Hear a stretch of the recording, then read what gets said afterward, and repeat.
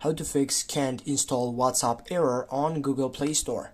Firstly, what you need to do to take off on that selection, simply need to go in your settings on your phone, then scroll down and find for applications. And right after you get into that fiction, go on your right upper side on the search box setup.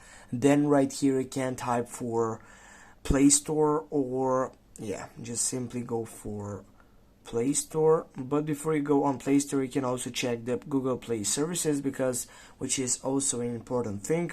Then go storage and simply go clear the cake on the full session for that services. Then get back from here and take away right here. Just go again, go type for Play and go for Google Play Store right now, and then simply go on storage, go clear cake right here. And after you get done with all that stuff right here, what you can do next, simply you can check over also your about info or about section for your phone.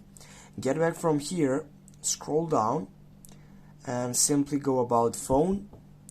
And right from here, guys, as you can see, if you scroll down, you can find out all these setups. For example, you can take over your status, which is so much important for you. You need to know it about every single site which you take out.